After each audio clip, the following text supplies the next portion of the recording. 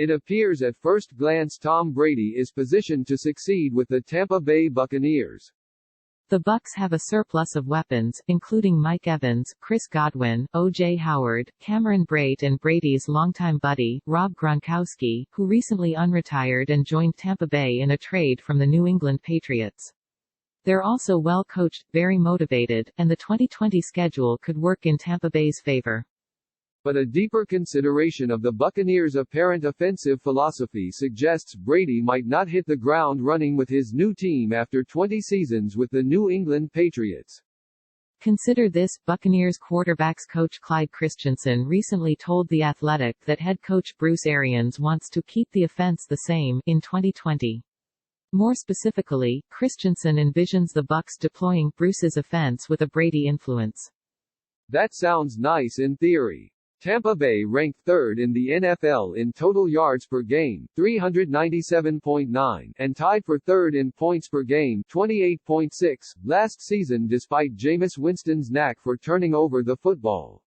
So, it stands to reason the Bucs will benefit from simply replacing a mistake-prone quarterback with an all-time great whose biggest strength resides between the ears. But are we sure Arians' offense, which typically involves a lot of seven-step drops and downfield passes, is conducive to Brady's skill set at age 43? It seems especially far-fetched if any leaks emerge in Tampa Bay's offensive line. If they ask Tom Brady to do what Jameis Winston did, just with fewer interceptions and more effectiveness, he won't make it to year 2 of this contract, Nick Wright said on Friday's episode of First Things First on Fox Sports 1. He's 43 years old, but he's not a wizard. The idea that he can't get beaten up, that he can't get knocked out of the game. If you ask him to take 5- and 7-step drops, stare in the face of pressure, like Bruce Arians asked Carson Palmer to do in Arizona, and get the snot beat out of him, then 2020 will be his only year with the Tampa Bay Bucs. Brady represents an upgrade over Winston. No doubt. But they're far different quarterbacks, stylistically. Thus, it's perhaps foolish to think the Bucs can just plug in Brady and then it's off to the races.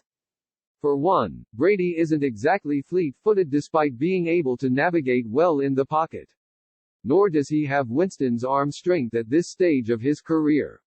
All of this could lead to some unnecessary physical punishment for number 12, who, while incredibly durable throughout his 2 decades in the league, is no spring chicken. I don't think it's gonna go as well as it could go, former NFL coach Eric Mangini, who worked on Bill Belichick's staff in New England from 2000 to 2005, said Friday on FS1. They should say, this is a Brady offense with an Arians influence, as opposed to the other way around. When you take a guy who's done something for 20 years, and done it at a very high level, and put him in a new environment, what you wanna do is make him as comfortable as possible as quickly as possible. And that means doing the things that he knows, or things that he understands, the things that he has the answers to, as opposed to forcing him to learn a bunch of new things and slowing down his thought process. It really doesn't make any sense. There's so many things that Tom has to learn. It's not that he can't learn it. It's not that he's slow. It's just why not allow him to start as fast as he possible can and be as effective as he possible can right away. Brady is one of the smartest players in NFL history. Asking him to adapt upon joining the Bucs, rather than requiring several holdovers to change, seems like the path of least resistance, particularly when you consider Tampa Bay's 2019 offensive success and the NFL's condensed offseason amid the coronavirus pandemic. Just don't be surprised if that path leads to a dead end for a team with Super Bowl aspirations.